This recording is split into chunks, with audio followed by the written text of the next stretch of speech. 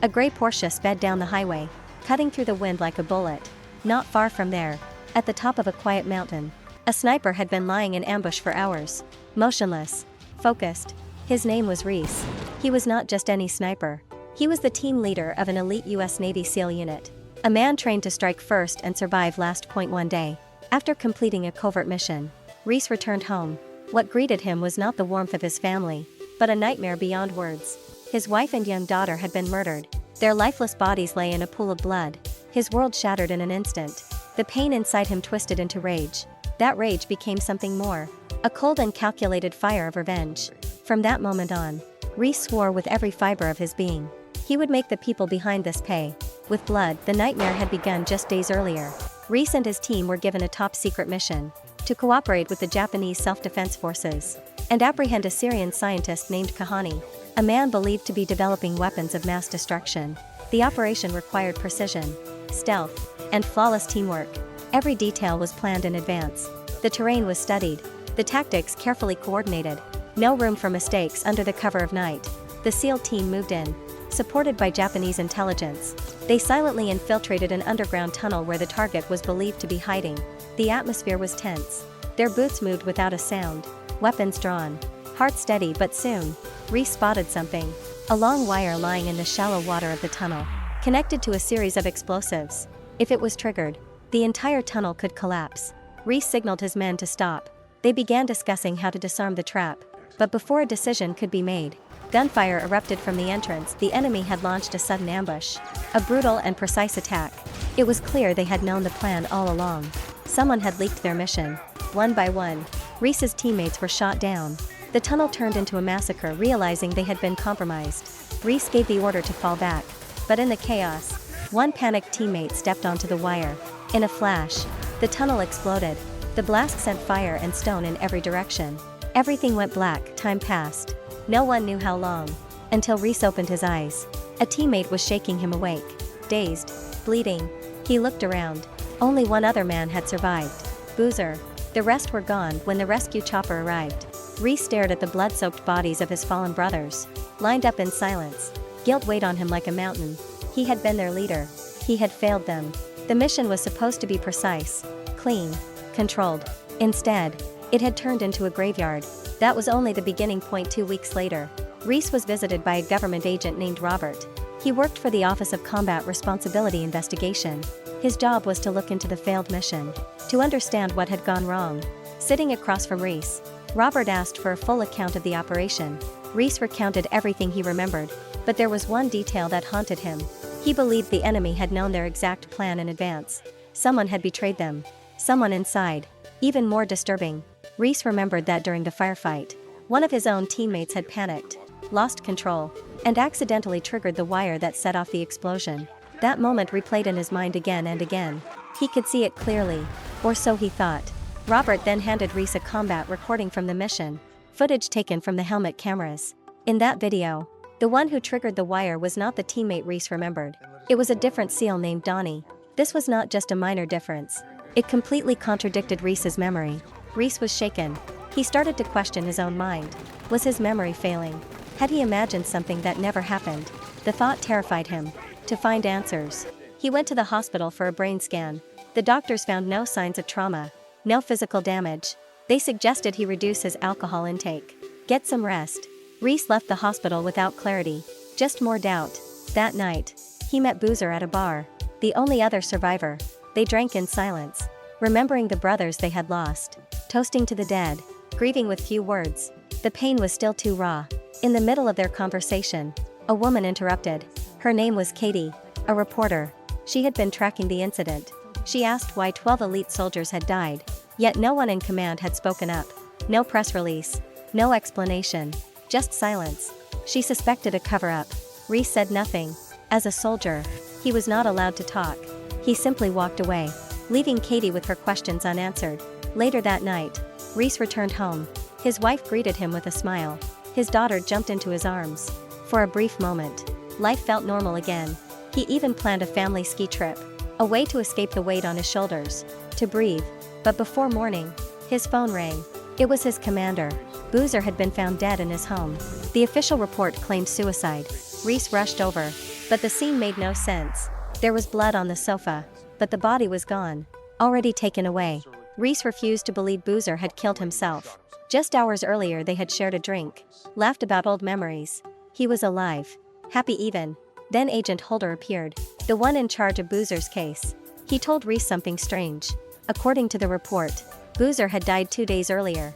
That meant it was impossible for him to have been drinking with Reece the night before. Reece stood in silence, confused, alarmed, his grip on reality slipping. Was it all in his head? Was his memory collapsing? Had he imagined Boozer completely? The doubt grew heavier. The cracks in his mind widened. Reece could no longer ignore the possibility that something was deeply wrong. Desperate for answers, he went to see Admiral Pillar, his former superior. He explained that the intelligence they received for the mission had been false. It had led them straight into a trap. He also insisted that the combat footage had been tampered with. Reece was certain Boozer had no reason to take his own life. Something else was at play, but Pillar dismissed his concerns. He claimed Reece was showing signs of psychological breakdown, that the trauma of war and grief was distorting his memory. Reece felt the wall closing in. Every door he knocked on was locked. Every person he trusted turned their back. But Reece found a clue. The gun used in Boozer's suicide was a standard military 9mm. Yet Boozer had always carried a .45 caliber Colt 1911. It was his signature weapon. That single inconsistency lit a spark. Reece believed Boozer had been murdered, and the scene had been staged. In his heart, he knew it. He turned to Longbow, a loyal friend, a fellow SEAL, someone who still believed in him. Together they reviewed every detail of Boozer's case, every piece of evidence, every official statement. Longbow tried to stay objective. He reminded Reece that trauma could cause delusions. That maybe, just maybe, Reece was seeing patterns that were not there. He advised Reece to take his family on a trip, to escape the spiral, to heal. Reece agreed to go home, but his instincts remained sharp. On the way, he noticed a suspicious car following him. He stopped, ready to confront the driver. It was Katie, the reporter from the bar. Reece took the opportunity to ask her a question. That night, when she saw him with Boozer, did she see anyone else? Katie said no. In fact, based on her research, Boozer had already died before that night. Her words cut deep. Reece's doubt returned, stronger than ever. Was his mind truly broken? The next morning, he returned to the hospital for a new MRI scan. He needed to know the truth. After the test, Reece sat in the equipment room, waiting. Then, through the glass, he saw a masked man raise a gun. Another appeared behind him, armed, silent. They had come for him. Just like Boozer, they would erase him. Reece froze. His body ached. A sudden headache struck like lightning. His vision blurred. He staggered. The enemy closed in. One raised a stun gun. The other grabbed him from behind. But Reece reacted. His instincts took over. He used the momentum of the attacker behind to pivot, twisting free, slamming the stun gun into the front assailant. The man dropped, screaming. Reece turned, grabbed the arm behind him, snapped it back, fired, again, and again, until both were dead. Then he noticed something chilling. The weapon they carried. It was his. The same gun he had locked in his home safe. The realization was instant. Someone had stolen his fingerprint, broken into his house, armed his killers with his own weapon. Reece bolted. He drove straight home, calling his wife again and again. No answer. His panic surged. He called the police, reported an imminent threat. But it was too late. When he reached the house, the front door stood open. Inside, blood, silence. His wife and daughter lay lifeless, murdered, just like Boozer, just like his team. Reece dropped to his knees. He had failed them all. He screamed, but no one heard. He was alone. Again, after the funeral, Reece returned to his empty home. The rooms were silent. The walls echoed with memories. Only one thing remained untouched. A family drawing made by his daughter. Reece stared at it, lost. The world he had built was gone. His mind filled with questions, with rage, with purpose.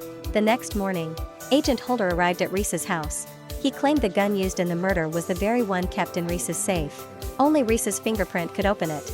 Holder suggested that Reece himself might be responsible, that his mind had created false memories, that none of it had ever happened the way he believed. Reece rejected the idea completely.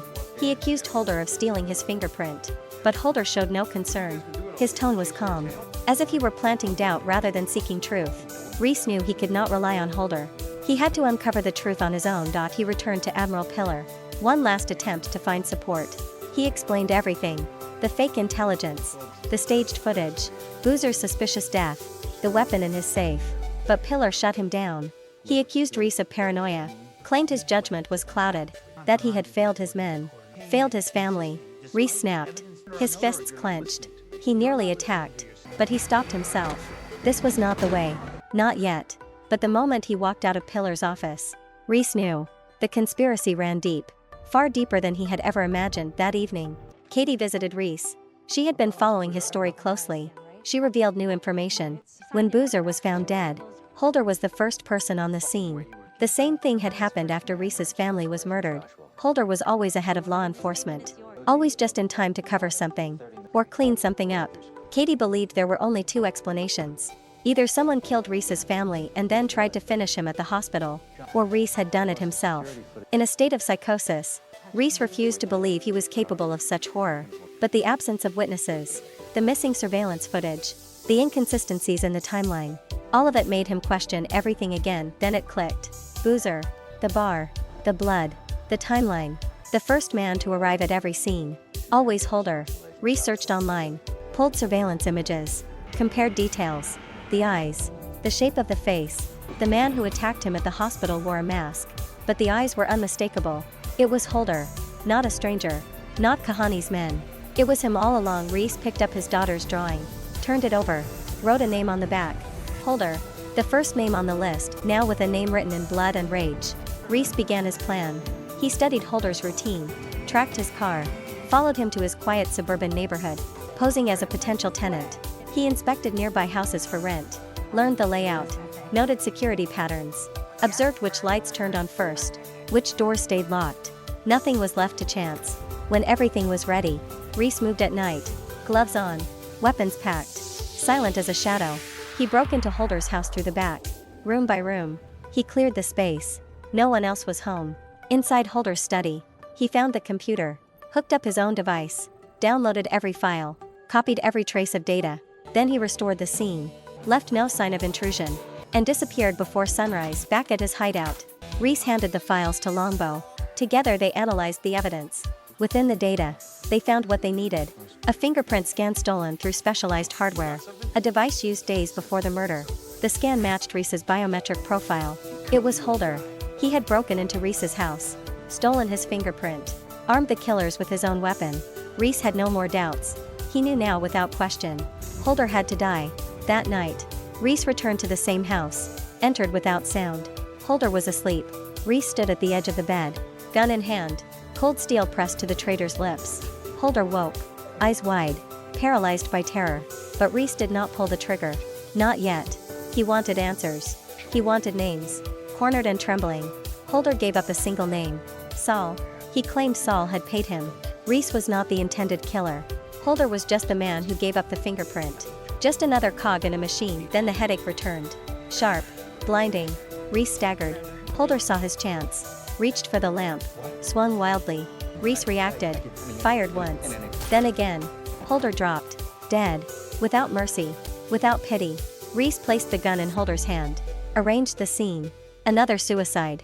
Another cover-up. Another step on the road to vengeance. Back at his hideout, Reece took out the drawing again. Crossed out Holder's name. Wrote a new one. Saul. Reece now had a new target. Saul. The recently appointed CEO of Capstone Industries. A man with power. With influence. With secrets. Reece began preparing for the next phase. He cleaned his weapons. Sharpened an axe. Packed cash. Ammunition. Documents. Nothing would be left to chance. This time, he would strike with precision. The next morning, Reece met Katie again. He asked her to investigate Capstone Industries, to dig into their operations, their leadership, their contracts. But Katie had her own agenda. She pulled out a sealed envelope. Inside was Reece's MRI result. She had paid for access to his medical records. The image showed a tumor, the size of a walnut, growing inside Reece's brain. It could explain the headaches, the confusion, the memory lapses, even the hallucinations. The line between truth and madness was thinner than ever, but Reece had no time to process. A man in dark glasses was sitting nearby. His instincts flared. Danger. Without warning, he pulled Katie out of the cafe. She was startled, thought he was paranoid, until the man followed. Got into a car. Reece acted. He slammed his vehicle into the assassins. Guns were drawn. Shots fired. Reece took cover. Returned fire. When the man dropped, Reece searched the car. Inside was a folder. His face. His family. His home. Everything marked. Every page a contract on his life. Katie finally understood. The danger was real. She believed him now, but she still hoped the law could help. Reece disagreed. The police had already been compromised. Only the guilty could be trusted to admit the truth. That night, Longbow joined him again. Together they planned the next strike. They found out Saul would be attending a golf tournament. A perfect place to track his movements. Longbow used his skills to get inside. Located Saul's private mansion. Reece prepared a message. A warning. A bottle of liquor. A plastic bag. 2 bones. It arrived at Saul's home with no sender. No words. At nightfall, Reece infiltrated the mansion. Saul was in the bathroom, brushing his teeth. Then music began to play. Strange. Loud. Saul walked into the living room. Confused. His dog was chewing on something unfamiliar. A bone. He saw the liquor on the table. Then felt a shadow behind him. Reece struck. Choked him until he passed out. When Saul woke, he was tied to a chair. Naked. Helpless. The music masked his screams. The guards outside heard nothing. Reece stepped in. Cold. Focused. He wanted names. Saul broke quickly. He gave up another. Steve. The man truly in charge. The one overseeing the RD 4895 project. A drug developed by Capstone. Saul claimed he was only a messenger. He took the money. Knew little else. Reece was not satisfied. He opened the plastic bag. Let Saul see what could come next. Fear took hold. Saul spoke again. He gave a third name. Marcus. A lawyer. A fixer. Active in Mexico's black market oil deals. The man who hired the killer that murdered Reece's family. Reece listened. Then handed Saul a special drink. A cocktail laced with poison. Slow. Clean. He watched as Saul collapsed. Staged the room to mimic a night of excess. Another death written off as overdose. Back at his hideout, Reece crossed Saul off the list. Added 2 more. Steve. Marcus, with new names on the list. Reece set his sights on Marcus. A wealthy lawyer known for his ties to the black market oil trade. Ruthless. Elusive. But careless in one thing. Every morning, Marcus took a selfie in front of his mansion. Then posted it online. The same routine. The same corner. That habit would become his downfall. Reece waited for the right morning. Parked in the shadows across the street. Rifle ready. Steady breath. When Marcus stepped out with his phone, Reece made his move. He crossed the yard. Knocked him down. Took his phone. Unlocked it using facial recognition. Then connected a device. Copied all the data. It took seconds. Marcus never saw it coming. Later, Reece returned to his safe house. With Longbow's help, they decrypted the data. It revealed a single name. Nava. A trained assassin. The one who had murdered Reece's wife and daughter. The contract had come through Marcus. The killer had come from a secret camp. An abandoned factory. Hidden in the woods. Surrounded by guards. A fortress in the shadows. But Reece had faced worse. With the help of Longbow and 2 more trusted allies, he planned the raid. A storm was coming. Rain would cover their movements. Thunder would mask the gunshots. The perfect night for vengeance. They approached the camp in silence. Reece slit the throat of the outer guard. Dragged the body away. Took the radio. Then they moved deeper. Using static noise, they lured guards away from their posts. One by one, the enemy was taken down before they could react. The outer perimeter fell quickly. The team advanced inside the compound. More guards appeared, but their response was slow. Uncoordinated. Panic spread. Some fled into buildings. Others hid behind walls. But Reece's team moved with precision. Shot through walls. Cleared rooms. Reclaimed the ground. Then the hostages appeared. Children. Innocents. Used as shields. Reece split the team. One stayed behind to protect the kids. Reece and Longbow pressed forward. They reached the main house. Nava was there. Wounded. Cornered. He tried to escape through a side door. Reece followed. The rain poured. Mud clung to their boots. They fought hand to hand. Brutal. No words. Just fists. Blades. Blood. Reece overpowered him. Dragged him into a warehouse. Tied him down. Picked up the axe he had brought. Raised Nava's shirt. And delivered justice. Painful. Final. A scream cut through the storm. But Reece felt nothing. Only resolve. This was the man who took everything. Now he would lose everything too. Another name crossed off the list. With Nava gone, Reece turned his attention to Steve. The man at the top of Capstone Industries. Wealthy. Protected. Untouchable. Unlike the others, Steve was not hiding in shadows. He stood tall in the spotlight. Confident. Surrounded by lawyers. Guards. Influence. But Reece had no intention of backing down. Steve lived behind layers of security. Every time he stepped out, 6 armed bodyguards followed. Cameras watched every corner. He was a fortress of flesh and steel. To get to him, Reece would need more than skill. He would need precision and patience. Longbow returned to help. He and Reece boarded a small plane, flew to a remote location near Steve's private estate. There they studied movements, patterns, weaknesses. They waited for the moment to strike. Meanwhile, FBI agent Tony and Officer McCain arrived at Capstone headquarters. They confronted Steve directly. They suspected him. They had learned that one of the assassins who attacked Reece was Steve's personal bodyguard. They also connected Steve to Saul's death. The evidence was thin, but enough to question him. Steve denied everything, claimed he did not know Reece, insisted he had nothing to do with Saul. Then he ordered the agents out of his building. Arrogant, cold, he felt invincible. But Reece was already watching. From across the street, hidden, listening, waiting. At the same time, Katie was working her own lead. She discovered that Steve was attempting to acquire a pharmaceutical company, one that had been working on a secret project, RD-4895, the same name Saul had mentioned, a drug with unknown side effects. She arranged a meeting with the project manager, a man named Mike. Mike was hesitant, nervous, but Katie pushed. She asked if the drug had ever been tested on humans. Mike said no, only on animals, but his tone was uncertain. His hands trembled. Katie sensed there was more. She handed him her contact information, told him to reach out if he found anything. That night, Mike could not sleep. He opened his files, looked at what he had once ignored. He realized Steve was not just buying the company. He was trying to bury the past. Mike copied the project files onto a USB, then contacted Katie, asked to meet her at a subway station. At that moment, Reece noticed something strange. Steve left his building without his usual 6 guards. His instincts kicked in. He followed. He knew something was about to happen. At the station, Mike met Katie. He explained everything. RD-4895 was designed to treat PTSD. The trials on animals were promising, but something went wrong. Steve shut the project down, replaced the board, covered the evidence. Mike handed Katie the USB. Then a man approached. Silent, focused. Katie saw him, pulled Mike to run, but it was too late. A gunshot. Mike dropped. A bullet through his skull. The assassin moved fast. Katie fled down the platform, but she knew she would not outrun him. She turned, ready to face death. Then a shot rang out. The killer dropped. Reece had arrived. Silent, precise. He took Katie and the USB, escaped into the night. In a hidden safe house, Katie and Reece went through the contents of the USB. The files confirmed their darkest suspicions. After shutting down the official trials, Steve had secretly approved human testing of RD-4895, the first group of subjects, Reece's SEAL team, without consent, without warning. They had been poisoned by the very government they served. The drug had one purpose: to suppress memory, to reduce trauma in combat veterans. But the side effects were devastating: tumors, neurological breakdown, hallucinations. Every SEAL involved in the failed Kahani mission had brain abnormalities. The operation had never been about terrorism. It had been a human experiment.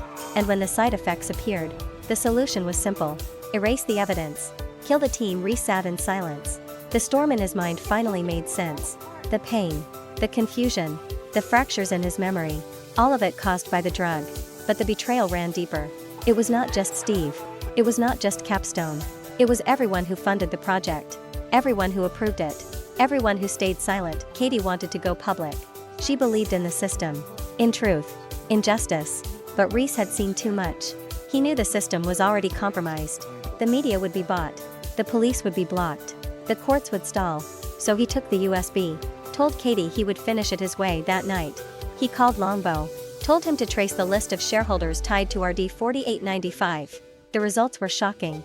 Every name Reece had written on his list was there: Holder, Marcus, Saul, even Steve.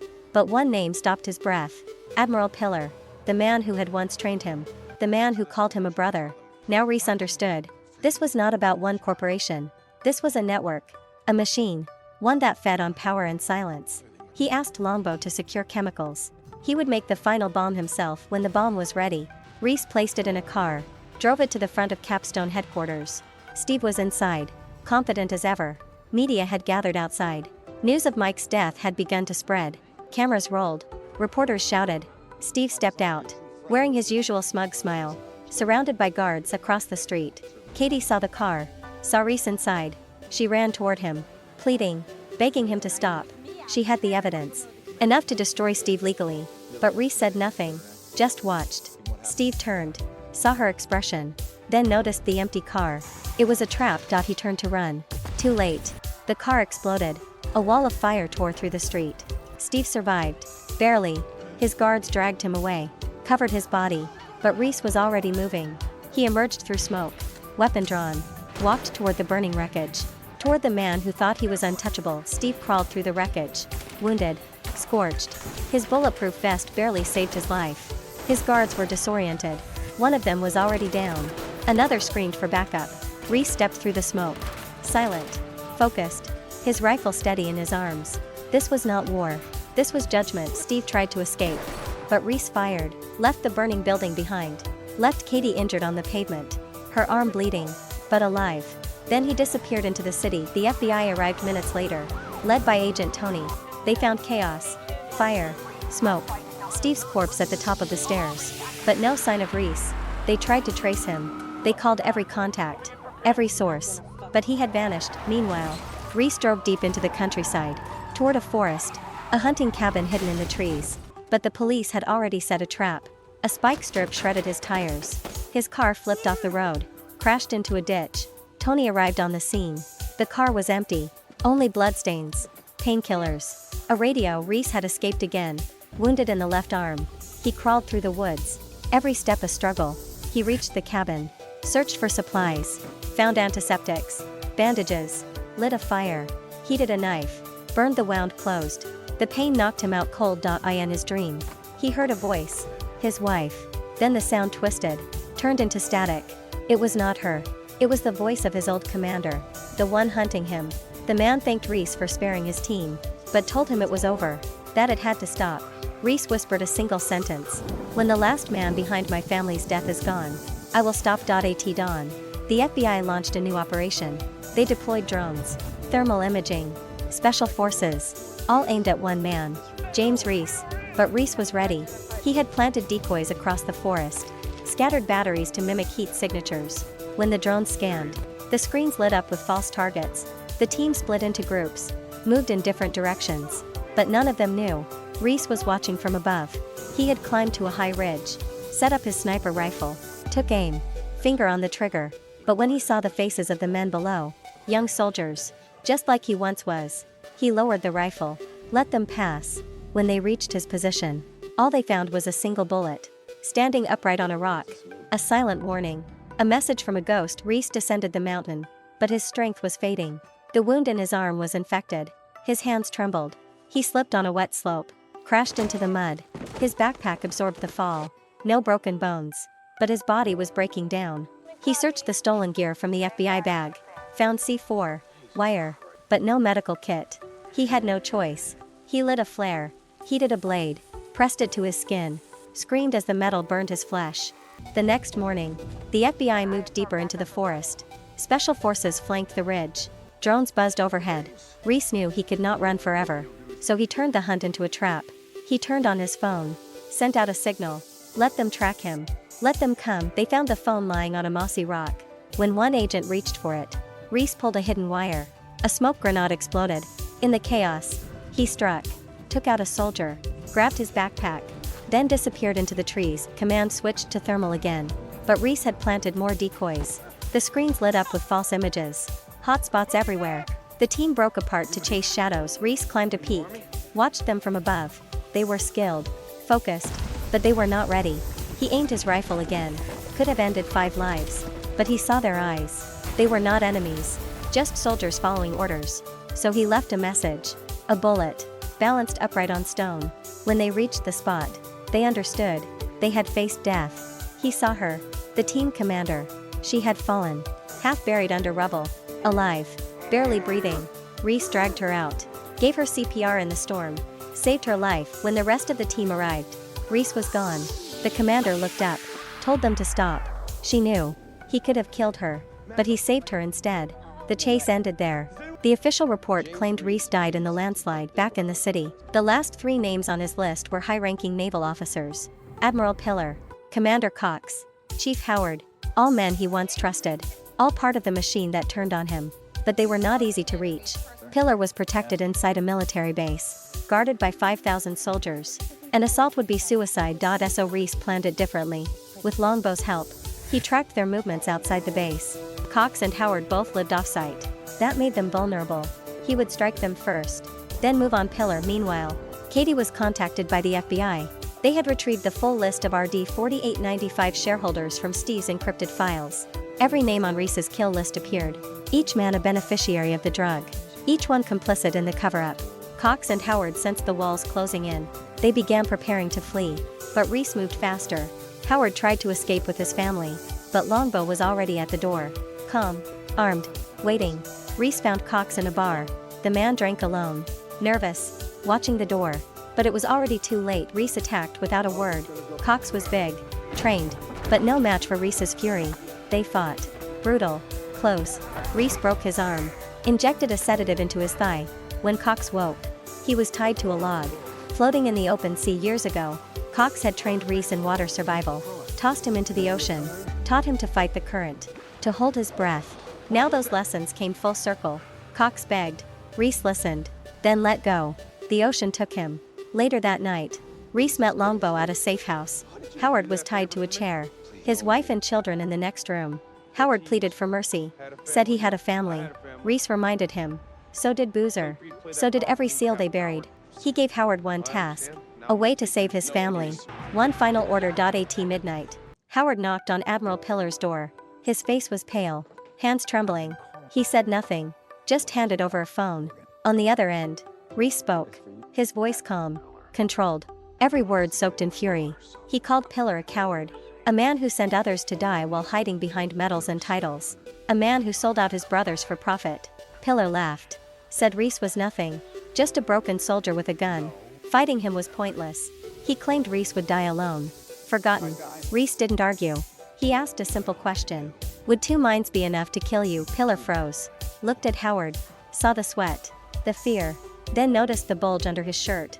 Howard slowly lifted it, strapped to his chest, a vest, packed with explosives. Pillar stepped back, voice cracking. He begged, said he was only following orders, said if he died, the real mastermind would vanish forever. But Reece had heard enough. He gave the order. A flash lit the sky. The house exploded. Fire consumed everything. 2 men erased in an instant. Justice, not through courts, but through fire. 1 name remained. Only 1 name was left. Lorraine Hartley, the United States Secretary of Defense. A woman with power that reached beyond the battlefield. Earlier, Katie had discovered documents proving Lorraine was the one who approved Project RD 4895. Her signature was on every authorization, every funding line, every cover-up. Katie tried to contact Reece, to give him the evidence, to warn him, but her emails were blocked. Her calls failed. Her devices were monitored. She realized too late. She was being watched. Then Lorraine herself appeared, calm, dressed in black, surrounded by agents. Lorraine told Katie the truth, that what Reece uncovered was just the surface, that too many lives, too much money, too much influence depended on keeping the truth buried. She said Katie could not stop it, that no one would believe her. And then she had Katie taken to a secure island, a private villa, guarded, remote, waiting for Reece. But Reece was already coming. He and Longbow studied the island's layout, its patrol patterns, escape routes, entry points. As night fell, Reece swam to shore, knife in his teeth, rifle on his back. Longbow took position in a lighthouse overlooking the estate, his sniper scope scanning every shadow, every window. Reece planted explosives on a yacht near the dock, then detonated it. A distraction. Guards rushed to the flames. Reece slipped through the perimeter, silently eliminating 2 men with his blade. Longbow shot out the lights. Darkness swallowed the villa, but Lorraine's guards were professionals. They regrouped fast, set up kill zones. Reece was pinned. Fire came from both sides. Just as it seemed he had no way out, Longbow picked off a shooter from the balcony. Reece moved, fired, switched weapons, reloaded without stopping. Smoke grenades filled the halls. He put on infrared goggles, continued forward. Inside the house, Reece threw another grenade. A flash blinded the guards. 1 charged. They wrestled. Reece took a bullet, but overpowered him, slammed his skull against the wall. Another surrendered, opened the panic room, but Reece shot him anyway. Inside, Lorraine stood behind Katie, calm, cold. She said Reece could kill her, but the truth would never reach the world. Katie stepped between them. Said she would expose everything. Lorraine's eyes shifted. She realized she had lost before Reece could pull the trigger. Lorraine did it herself. A shot echoed through the villa. Her body dropped. The war was over. 3 weeks later. The sea was calm. Longbow rowed a small boat toward a quiet cabin on the coast. His face was heavy. The war had ended. The list was complete. Or so he believed. He stepped inside. Reece was waiting. There were no words at first. Just silence. Longbow looked at his brother. At the wounds on his body. At the storm still burning in his eyes. Then Reece handed him something. A document. A record of Capstone's hidden shareholders. Longbow's name was on it. Reece asked one question. Why? Longbow lowered his head. Said he knew the mission that started it all was built on false intelligence. He had heard whispers from Pillar. Had seen the signs. The tumors. The secrecy. But he stayed quiet. He believed dying in battle was more honorable than dying from disease. He never imagined Reece's family would become targets. He never imagined it would go that far. He said he was ready. Asked Reece to finish it. A final shot rang out. Echoed across the ocean. One last mark on the list. Reece stood at the edge of the water. Alone. Every name had been crossed off. Every ghost buried. His team was gone. His family was gone. But he had kept his promise. He found the truth. Delivered justice. Never backed down. Never surrendered. And then he disappeared. The terminal list was not just revenge. It was a reckoning. If you seek truth. If you seek vengeance. Watch the terminal list. If you enjoyed this video, like, comment, and subscribe. See you in the next film.